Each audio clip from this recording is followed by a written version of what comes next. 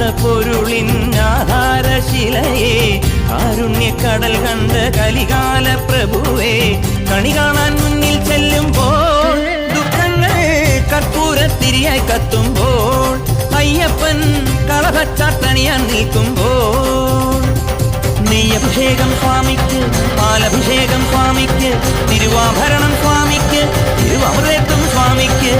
Pamba Ganapathi പാരിന്റെ അധിപതി കൊമ്പാർന്നു